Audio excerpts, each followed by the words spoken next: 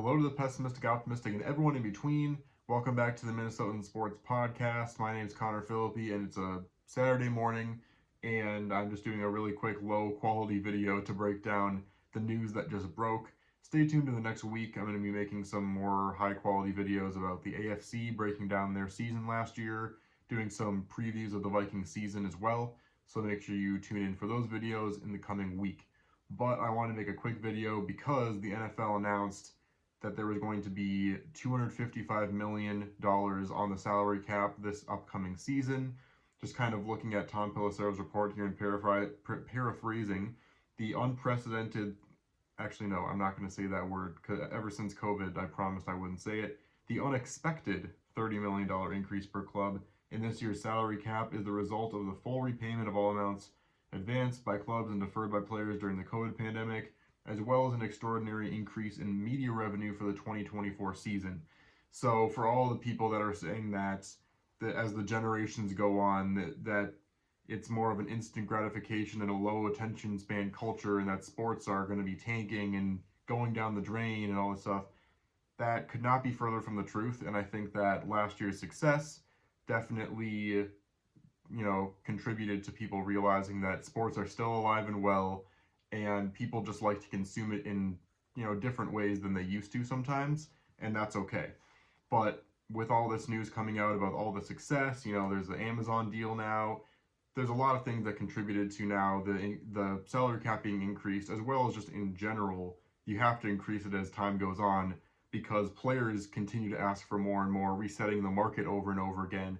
It would become impossible for any team to sign good players if you don't increase the salary cap. It's just completely unexpected for this much of an increase to happen from one season to another, as previous years it's been, a few million here and there. I am, obviously, as a Vikings fan, being in the cap situation the Vikings have been in previous years, I'm excited about this. It does make decision making even more difficult though, because I'm not going to go into this fully, because I'm going to make a full video, going into the off season, kind of introing it this upcoming week, and I have some various opinions about what the Vikings should do, but it will complicate things because obviously the cap situation is why people don't want to re-sign Kirk, why we think that we should just let him walk, and a lot of people have that opinion, and I will go in more depth about it later, but I do also hold that opinion. I just think that you have to fully believe that you're going to win a championship with Kirk Cousins if you're going to give him that much money, because if you give him that much money and also extend Jefferson, which I think would be boneheaded for us to not do as well, you spend all that money, and if Kirk doesn't win you a championship, it's going to set you back. It's going to set us back 5 to 10 years, in my opinion.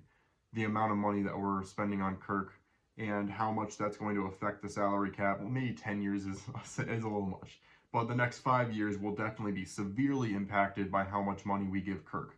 So my personal opinion was that we shouldn't bring him back on, and it makes the decision a little difficult now, because now $30 million added to the salary cap is almost as much as we were going to extend Kirk for if we did agree on a deal.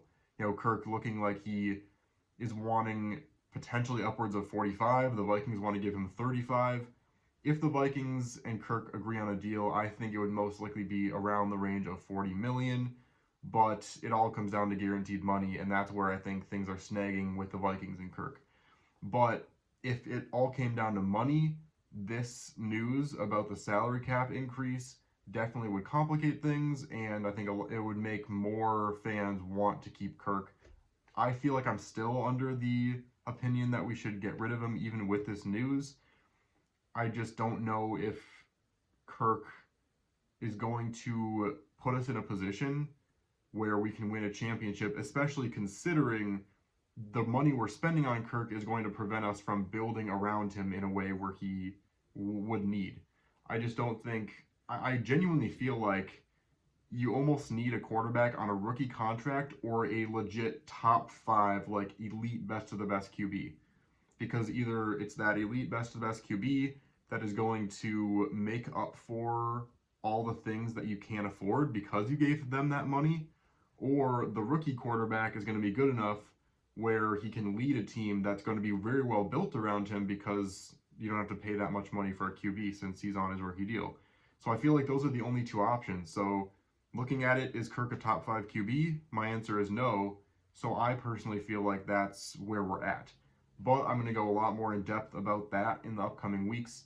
It's going to make things complicated, and it's going to make things even more interesting and exciting for Vikings fans in probably what will be one of the most exciting and probably franchise-changing off seasons in recent memory. Probably the most or franchise-changing one since we signed Kirk Cousins all the way back in 2018, and probably more franchise-changing than that. So it's going to be exciting. I can't wait to break it all down and just check out how everything goes over the next few months, because it's going to be crazy. But thanks so much for watching this one. Drop your opinions in the comments about what you think this means for the Vikings organization. If you think that this means we can pay Kirk, if you think this means we should, because we potentially have the money to now, let me know in the comments all of your opinions. But until the next time, thanks for watching, and I'll see you on the flip side.